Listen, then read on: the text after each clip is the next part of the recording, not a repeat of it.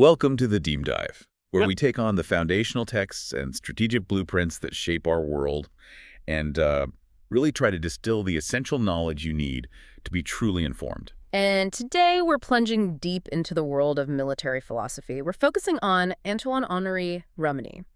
Now, if you're familiar at all with military theory, you probably know the name Karl von Clausewitz much better. Right, he's the big name. He is. But Jomini, well, he's the theorist whose systematic, rule-based approach profoundly shaped how major militaries actually operated, especially the French, and then later, significantly, the Americans. Now they actually wrote Doctrine. Exactly. How they wrote their doctrine, how they executed war plans, certainly through the 19th and even into the early 20th centuries. He provided the template. He's the ultimate systematizer then. So our mission today is to really unpack Jomini's big work, a Précis on the art of war. We want to grasp his core concepts. Well, that comprehensive hierarchy of war he laid out, his very meticulous, almost geometric approach to maneuver.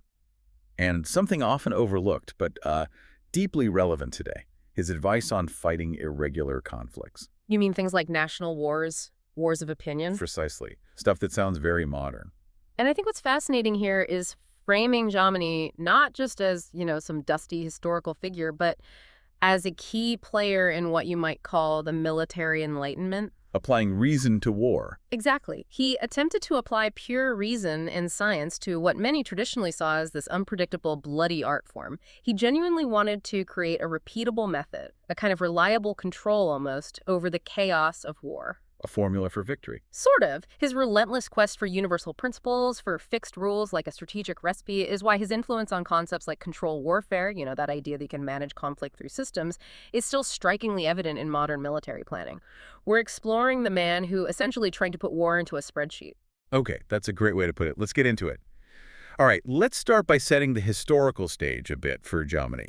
He wasn't French originally, right? No, Swiss-born. He served as an officer and had this, really extraordinarily successful career. Quite dazzling, actually. He served in Napoleon's victorious French army. At the height of its power. Right. And then later he served the Russian army. So he saw war from multiple perspectives and, crucially, mostly from the winning side during a revolutionary period in warfare. And that success must have influenced his writing. Hugely. It lends this distinct, almost infectious optimism to his work. There's a strong undercurrent suggesting that if you just follow the rules he lays out, success is, maybe not guaranteed, but absolutely attainable. He provides the how-to.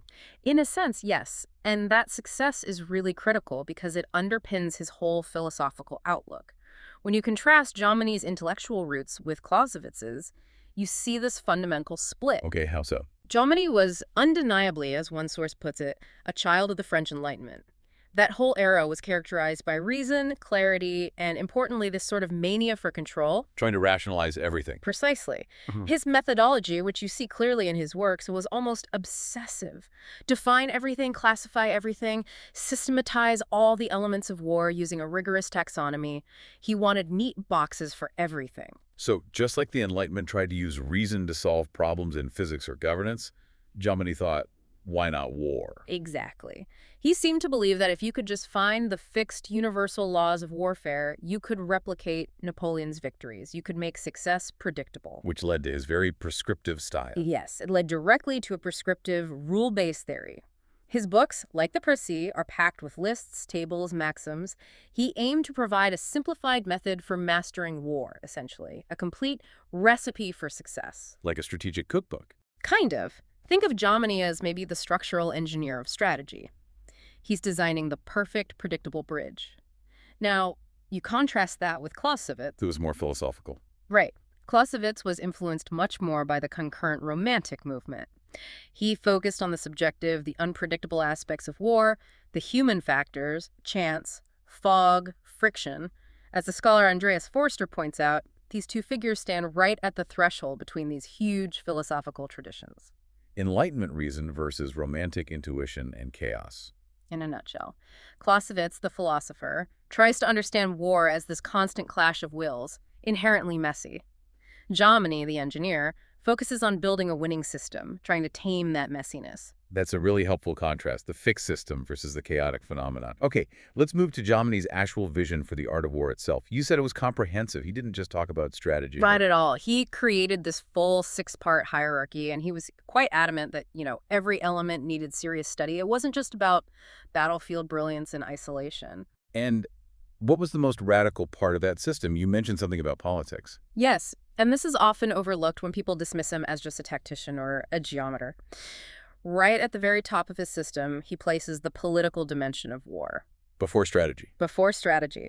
Jomini explicitly defines the art of war as having 6 distinct parts, and he argues, in his Précis on the art of war, that the political element had been previously, unfortunately, excluded. He thought that was a huge mistake. He really rejected that old idea that generals should just focus on fighting and leave politics to the diplomats, the separation of the toga from the sword, as it were. Interesting. So what were these 6 foundational pillars then? How do they cascade down? Okay, so number 1, right at the peak, the politics of war. He also called it statesmanship in relation to war. The why we fight. Exactly. Then number 2 is strategy. That governs the overall movement of armies within the theater of war, where you're going to fight, generally. Okay. Number 3 is grand tactics. This deals more with battlefield deployment, the actual arrangement and execution of battles. How you fight the battle itself. Right. Number 4 is logistics, which he defined broadly as the practical art of moving armies, supply, transport, all that. Hugely important. We'll come back to that one. Definitely. 5 is the art of the engineer, covering things like sieges, fortifications, bridging. And finally, number 6 is the tactics of detail, which concerns the smaller unit maneuvers, the frontline fighting techniques. So, a very complete framework. Did he think every commander needed to master all 6? Surely a captain doesn't need to worry about high politics? No, he was clear on that. He specifies which parts are absolutely essential for a senior commander, like a general commanding an army or their chief of staff. Which ones were those? He stressed that they absolutely require deep knowledge of the first 4: politics, strategy, grand tactics, and logistics. So politics is non-negotiable for the top brass. Absolutely non-negotiable. His inclusion of politics right at the top underscores his belief that military operations must always serve a defined political goal. He warned that if the general doesn't grasp the political stakes, well, he might fight the wrong war, even if he does it in the most strategically brilliant way possible. Victory without purpose is meaningless. Makes sense. And what kind of political objectives did he have in mind? He lived through the Napoleonic Wars, a time of massive upheaval. He did, and he saw it all. He identified a whole catalog of different political objectives that, he argued, determined the very nature of military operations. It wasn't just about winning in some generic sense. Like what? Well, things like reclaiming rights or defending existing ones, upholding alliances, propagating certain ideologies, or conversely crushing them. Think of the French Revolutionary Wars he experienced directly. Fighting for ideas. Yes. Also saving national independence, avenging national honor, or sometimes, as he put it bluntly in the summary of The Art of War, just a sheer mania for conquest, which you could arguably see in some of Napoleon's later campaigns. So the political goal shapes everything else. Everything. Jomini explained that these different objectives directly influence the intensity and the extent of the military efforts required. You fight a war for national survival very differently than you fight a limited war to, say, reclaim a contested province or avenge an insult. The political aim has to dictate the strategic approach. It sets the parameters. Okay, so moving down from politics into the purely military realm, let's focus on strategy. Jomini defined this as the art of well-directing masses within the theater of war. This feels like where his geometric, Napoleonic thinking really comes to the fore. It absolutely is. This is the core of his system in many ways. And presiding over all good strategic plans, Jomini identifies what he considers the absolute fundamental principle of war. This is the constant guide, the sort of unwavering North Star in his strategic universe. All right, let's break down that maxim carefully then. You said it's fundamental, so it must be important. It sounds dense, though. It is dense, but every word counts. The maxim, as he lays it out, is this. The fundamental principle must be carrying the majority of an army's forces successively onto the decisive points of a theater of war and, as much as possible, on the enemy's communications without compromising one's own. Okay. Carrying the majority of forces successively onto decisive points and onto enemy communications without messing up your own. That's the essence of it. Concentrate your main strength. Hit the important places one after another, hit their supply lines, and don't let them do the same to you. Right.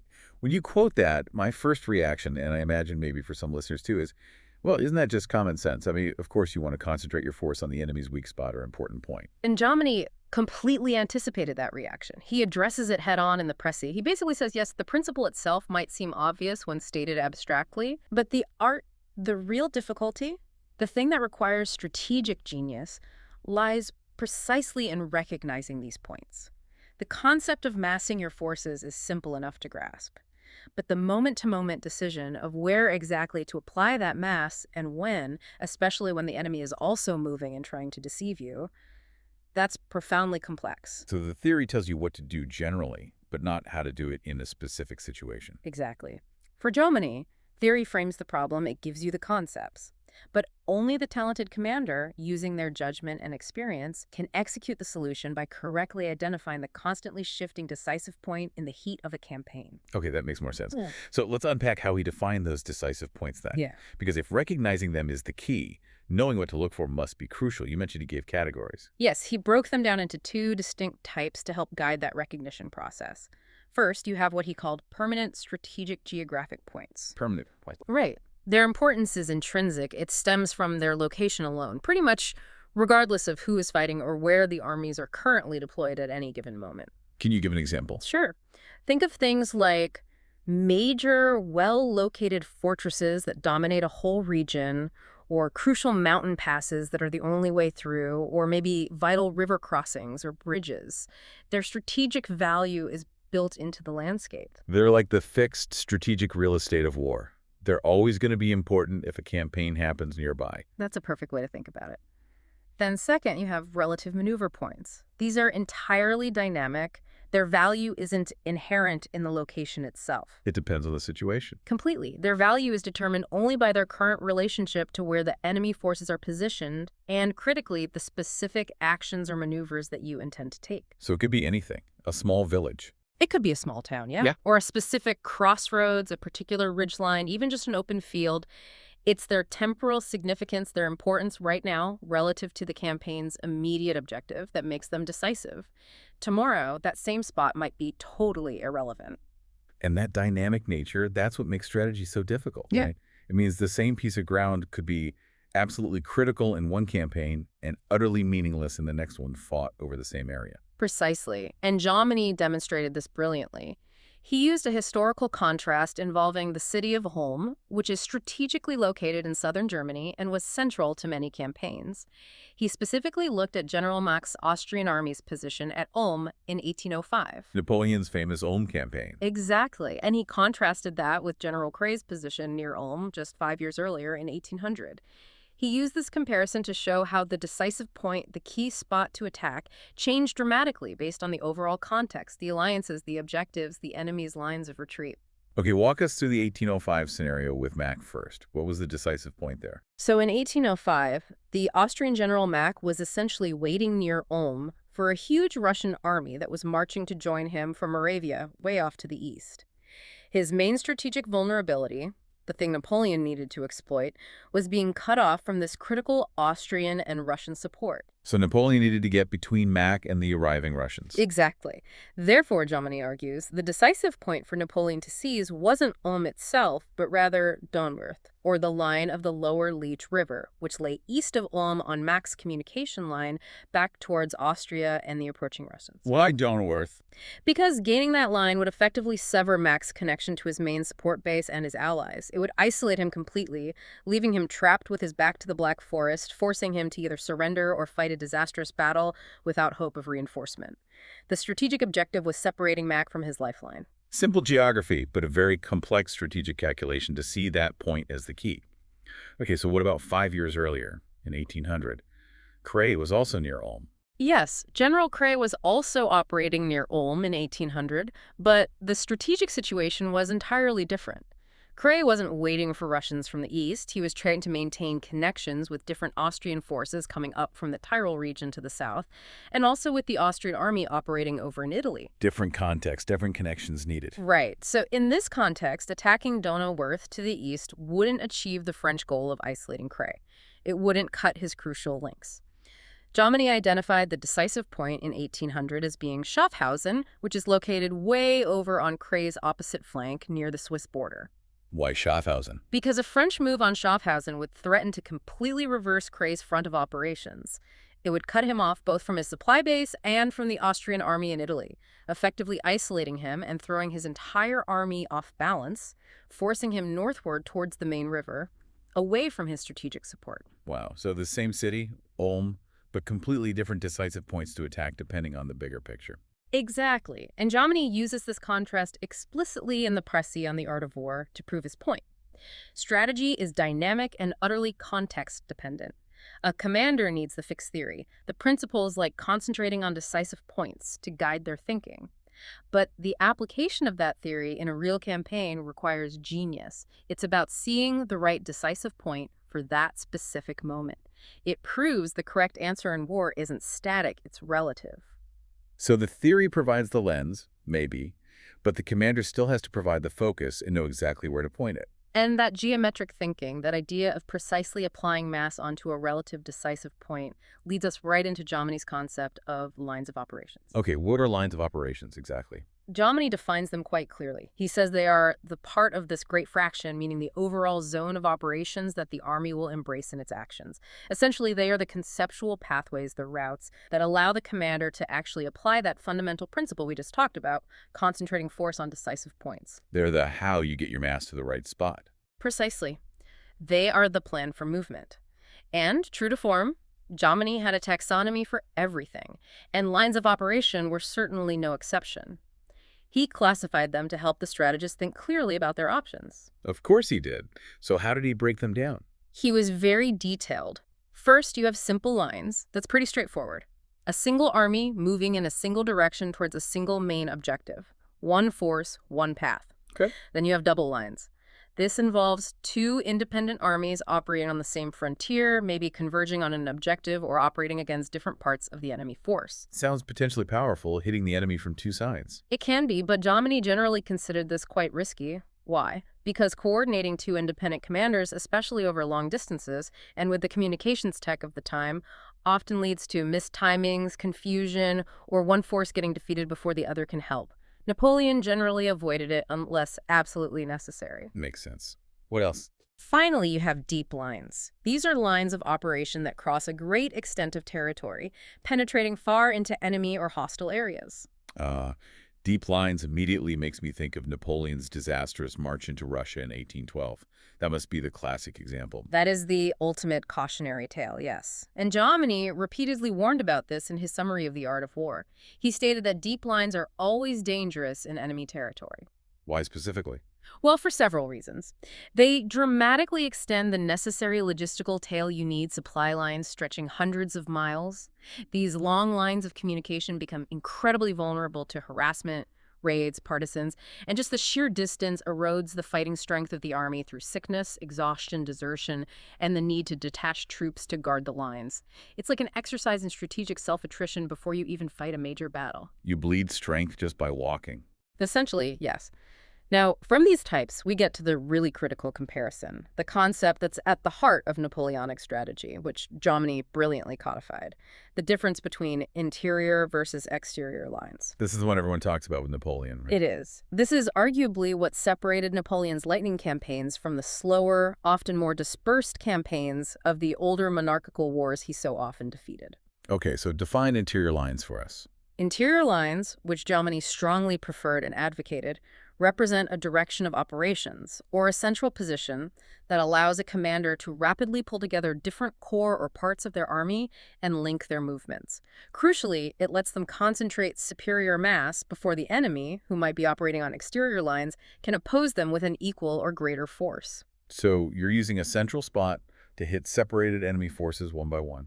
Exactly. You're operating from the inside track, maybe like the hub of a wheel, allowing you shorter travel distances and times to strike different points on the circumference where your enemies might be spread out. It enables that successive application of force that was key to the fundamental principle. Okay, that makes sense. So what about exterior lines then? Exterior lines, conversely, mean you're operating simultaneously on both flanks of the enemy, or perhaps from multiple directions converging on the enemy. Think of the Allies converging on Napoleon at Leipzig. That sounds good too, like you're encircling them. It can lead to a desirable result, encirclement and annihilation. But Jomini pointed out it often risks the fatal dispersion of one's own forces. If your converging forces are too far apart or poorly coordinated, the enemy operating on interior lines might use their central position to rapidly concentrate and defeat one of your wings before the other can arrive to help. So interior lines offer concentration and speed. Exterior lines offer encirclement but risk dispersion. That's the fundamental trade-off. And Jomini wasn't blind to the potential dangers of interior lines either, by the way. He specifically warned, referencing Maxim 9 in the Précis, that even forces operating on interior lines, say two main masses supporting each other, must avoid being compressed into a space that is too tight or restrictive. Too much concentration can be bad. Yes, especially if you get pinned. He cited the catastrophic defeat Napoleon suffered at the Battle of Leipzig in 1813, the Battle of Nations, as a prime example. There, Napoleon's forces, operating on interior lines initially, became too concentrated, too late within the city and its surroundings. They ended up being pinned and overwhelmed by the sheer mass of the converging Allied armies operating on exterior lines. So strategy requires not just the right lines, but also the right space and timing. You can't be too spread out, but you also can't be too jammed together. Fascinating balance. Okay, let's shift slightly. Tied to lines of operation is the question of offense versus defense. Where did Jomini stand on this? He served Napoleon, so I imagine he liked attacking. Overwhelmingly, yes. Jomini had a clear and inherent preference for the offensive system. He was quite explicit about it. He argued that morally and politically, the offense is almost always advantageous. Why morally and politically? Well, for two main reasons. First, taking the offensive generally spares one's own homeland from the ravages and destruction of war. You're fighting on their turf, not yours. Second, he believed being on the attack naturally elevates an army's morale. It fosters an ethos of action and victory rather than passive waiting. And strategically, what's the advantage there? Initiative, pure and simple. It is, for Jomini, perhaps the single greatest advantage a commander can possess in war. How did he phrase that? He famously wrote in the Summary of the Art of War that whoever takes the initiative knows in advance what they do and what they wish to do. The attacker chooses the time, the place, the method, the focus of the decisive blow. While the defender, conversely, is constantly trying to guess. They are anticipated everywhere, as Johnny put it. They're forced into a reactive posture. The attacker concentrates overwhelming force on one chosen decisive point. The defender, unsure where the blow will fall, often feels compelled to spread their resources thinly to try and defend every possible threat, making them weak everywhere. That makes sense. But surely Jomini didn't just advocate reckless, headlong attacks all the time. There must be times when defending is necessary or wise. Oh, absolutely. He wasn't advocating mindless aggression. He was very specific about the crucial difference between just sitting back passively and waiting passive defense and a more intelligent, dynamic form of defensive warfare. He called this the defensive offense, or what we might today call active defense. Defensive offense. Okay, what's the distinction? This is a really crucial, nuanced concept in Jomini that often gets missed when people just label him as pro-offense. Passive defense, just waiting in fixed positions for the enemy to hit you, Jomini called pernicious, basically. Yeah. Harmful and likely to lead to defeat, mainly because it completely sacrifices the initiative. You just let the enemy dictate everything. Exactly. Defensive offense, however, is different. It involves strategically being on the defensive initially, perhaps choosing advantageous terrain, letting the enemy advance and extend themselves, but then actively seizing the tactical or local initiative to fall upon the enemy's weak points when they become vulnerable during their attack or advance. Can you give us an analogy for that? It sounds a bit counterintuitive. Think of it maybe like a skilled counterpuncher in boxing, or perhaps even better, a judo master. Okay. The judo master doesn't just stand there rigidly waiting to be hit. That's passive defense. Instead, they might yield slightly, wait for the opponent to overcommit, to extend themselves awkwardly in an attack. Setting them off balance. Precisely.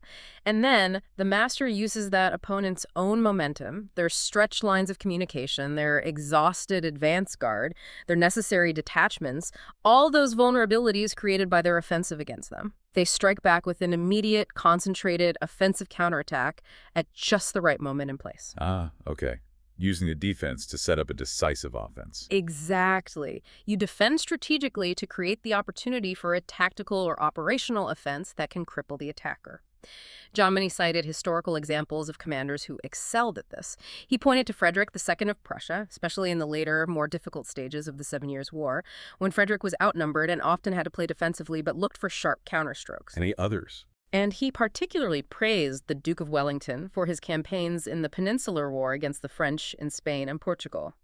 Wellington frequently used a defensive-offensive strategy, selecting strong defensive positions, often prepared, forcing the French to attack him on his terms, absorbing their blow, and then, once the French were disorganized or weakened by their efforts and their stretched logistics, Wellington would launch sharp, decisive counterattacks.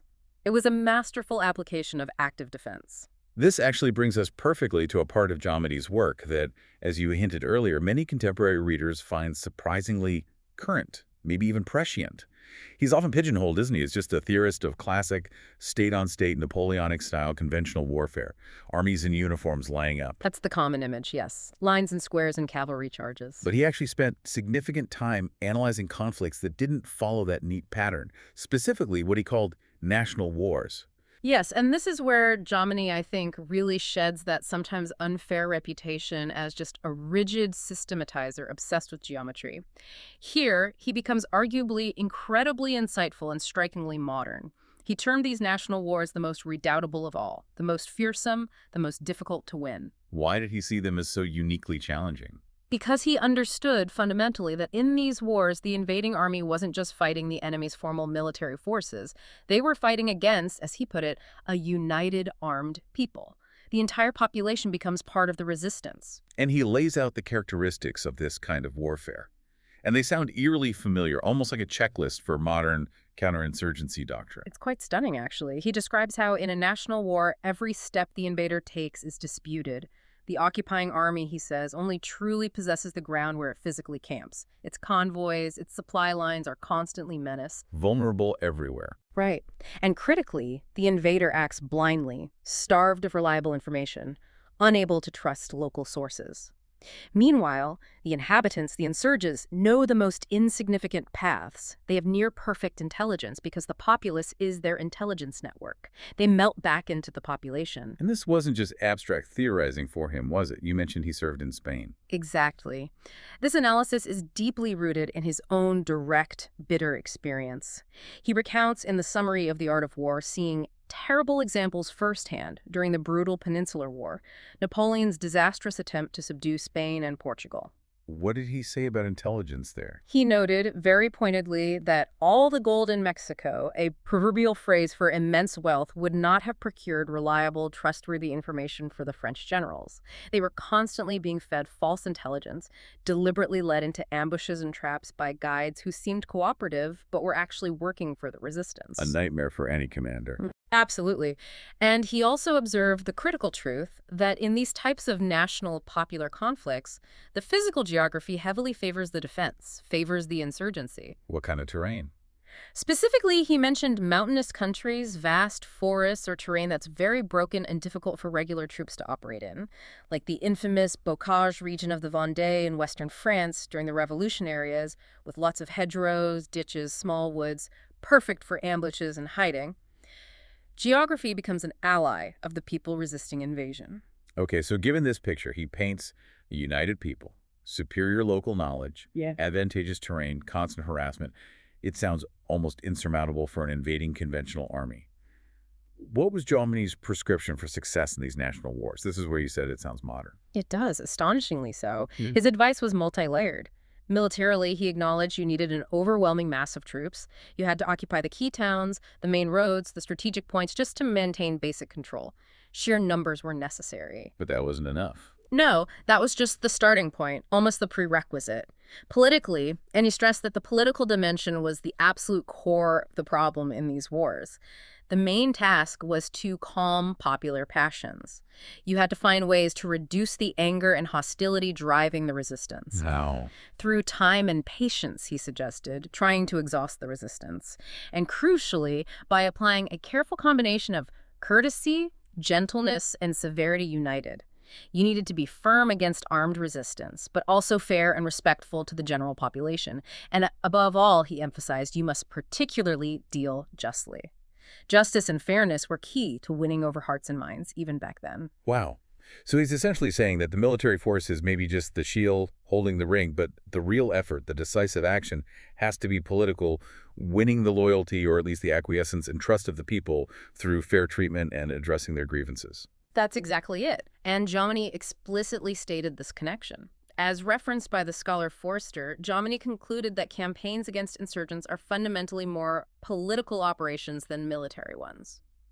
The political strategy is paramount. That thinking seems to anticipate modern counterinsurgency theorists, people like David Galula in Algeria, by well over a century. It really does. He understood that legitimacy and control over the population were the true decisive points in these kinds of wars, not just capturing hills or massing troops on a map in the traditional way. That's incredibly insightful. Now, related to national wars, he also specifically discussed the danger of ideological struggles, what he termed wars of opinions. This feels particularly relevant today, with so many conflicts fueled by religious or political ideologies crossing borders. Yes, he saw these as extremely volatile and dangerous, perhaps even more unpredictable than national wars based purely on patriotism.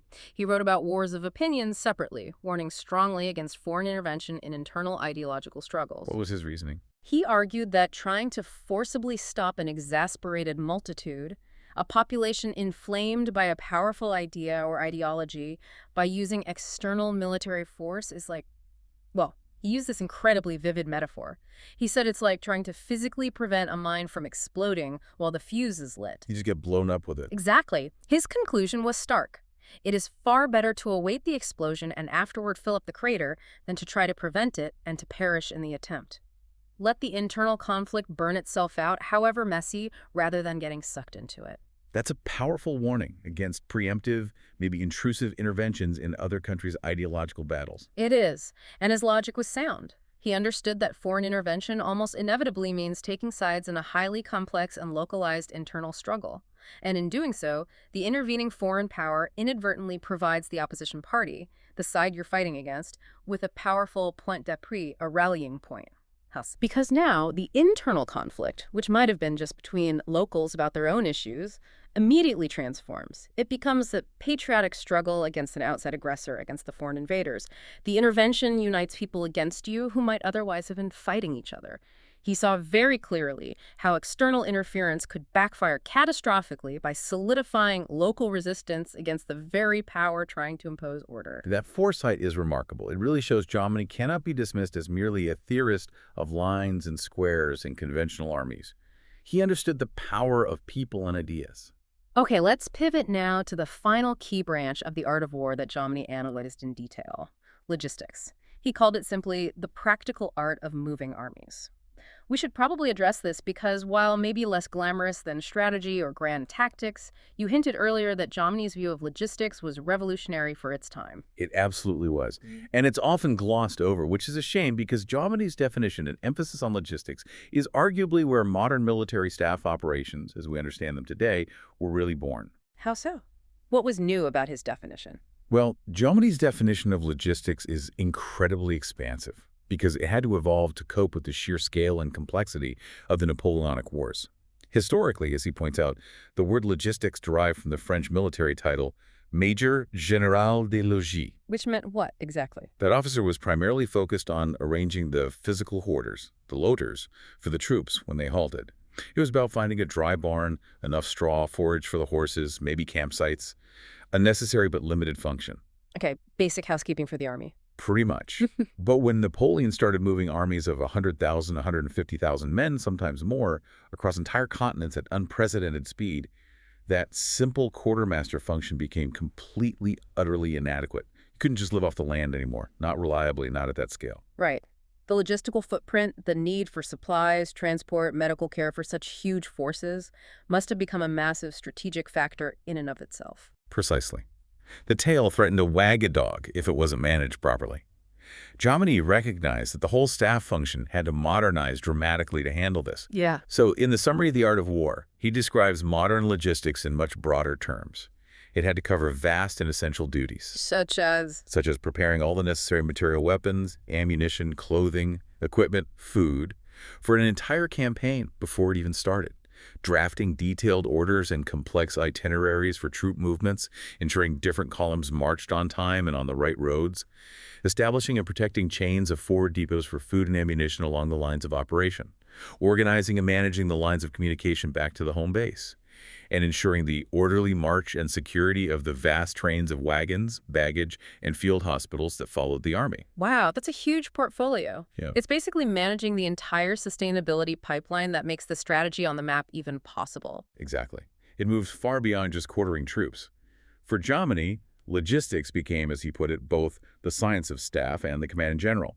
He stressed that while the commander dictates the overall operational goal, the big arrow on the map showing where the army needs to go, it's the chief of staff and the whole logistical apparatus that must relieve the commander of the overwhelming burden of execution details. And commander provides the vision, the staff makes it happen. Yes. And Jomini warns explicitly that chaos and failure are practically guaranteed if the commanding general and their chief of staff fail to act in perfect concert, in complete understanding. He emphasized that the chief of staff, responsible for translating strategic intent into logistical reality, needs to be intimately connected with the highest strategical combinations. Logistics, for Jomini, isn't an afterthought. It's the non-negotiable prerequisite that ensures the strategic concept is even feasible in the real world. A really crucial function, then. Okay, let's wrap up our deep dive by looking at the philosophical core of Jomini's work. His view on theory itself. We've talked about his recipe for success, his rules and maxims. People often interpret that as promoting a kind of dogmatic rigidity. But you suggested earlier he actually had a more nuanced and practical view of theory's utility. He definitely did. While he maintained that distinction that war itself is ultimately an art, requiring genius, intuition, and improvisation, but strategy could be considered a science, or at least regulated by fixed, observable laws based on historical experience. He didn't see theory as the be-all and end-all? No. As the scholar Antonio Echevarria points out in his analysis, Jomini saw theory primarily as a crucial tool and a guide. It wasn't meant to be a straitjacket or a substitute for thinking. It's designed, Jomini believed, to light the way for the commander, to ease their progress by providing a foundation, to help train their judgment through studying past examples, and critically, to help them avoid the major fundamental pitfalls that history has already documented time and time again. So it's not meant to replace genius, but maybe to provide a foundational competence to prevent basic errors. Exactly that. The goal of theory, in Jomini's view, is primarily about achieving intellectual clarity. It's meant to clarify concepts and ideas that have become confused and entangled over time. It acts as a kind of intellectual shortcut so the commander doesn't have to start afresh each time they face a major strategic problem. They stand on the shoulders of previous experience. Precisely. A commander well-versed in Jomini's principles, theoretically, shouldn't waste precious time and resources making fundamental errors, like fatally dispersing their forces or ignoring their lines of communication. They can hopefully avoid those known traps and jump straight to solving the novel, unique challenges presented by the current campaign, the specific enemy, the specific terrain. And that pragmatism seems to undermine the common criticism that he was just overly rigid or dogmatic. Did he acknowledge the limits of his own system? He absolutely did, especially as his thinking matured. Crucially, Jomini insisted that theory is only useful when it aligns with practice, with reality. He wrote very clearly in the conclusion of the summary of The Art of War that theory is not dogmatic. What did he say specifically? He basically said, look, if a maxim or principle procured victory 100 times in the past, but it demonstrably fails in a new specific context due to unforeseen circumstances or changes in technology or politics, then you must discard it or modify it for that situation. Theory must serve practice, not the other way around. That's quite flexible, actually. It is. And interestingly, in his later writings, perhaps responding to critics or just reflecting more deeply, he even incorporated elements that sound strikingly Clausewitzian. He started to acknowledge the irreducible human element more explicitly. Right, boy. He concluded, quite poetically for him, that the passions which agitate the masses, the character, the energy, and the talents of their commanders, the morale of the armies, all that one may call the poetry and metaphysics of war will eternally influence its results. The unquantifiables. Exactly. So while he always prioritized creating that systematic, rational framework as the essential starting point, he ultimately acknowledged that these human factors, the friction, the chance, the psychology, ensure that war remains at its very heart, an art, not just a science that can be perfectly predicted or controlled by rules alone. #outro. Well, this deep dive really shows that Jomini was much more than just a geometer of war. He was truly a strategic architect who attempted to codify the hard-won lessons of the Napoleonic era. He provided this comprehensive, rational framework for trying to understand war. He defined strategy around that decisive application of mass, particularly onto enemy communications. Right. And critically, as we discussed, he offered surprisingly robust and frankly still relevant advice on managing those difficult, irregular conflicts, emphasizing political solutions over purely military ones. Absolutely. And I think ultimately Jomini's real genius, perhaps, lay not just in his specific rules, but in his very effort towards systematic organization. That and his unwavering warning that theory is ultimately useless if it doesn't adapt to practice and context. So the provocative thought for you, the listener, to maybe take away from this. Might be this. We are constantly searching today for universal systems of warfare, aren't we? Whether they're based on digital networks, precision technology, artificial intelligence, predictive analytics, we love systems. We do. But the question Jomini might implicitly ask us is, are we, perhaps like the French were in Spain, according to his analysis, sometimes applying these technically brilliant systems globally in ways that fundamentally fail to account for the unique political, social, and cultural realities on the ground? Are we missing the national war or war of opinions dimension that Jomini identified as so crucial and so different? A really potent question worth considering, and maybe on a smaller scale. Think about how Jomini's basic geometry, his focus on lines, concentration, and identifying those decisive points, could apply not just to military campaigns, but maybe even to everyday strategic decision-making. In business, maybe, or sports, or even personal projects. Exactly. Where are your critical lines of communication? What supports your effort? And where is that single decisive point where you really need to mass your efforts, your resources, your focus to achieve your goal? That underlying framework of thinking strategically, well, that seems always relevant. Indeed it does. Until next time, keep diving, Doug. End of deep dive.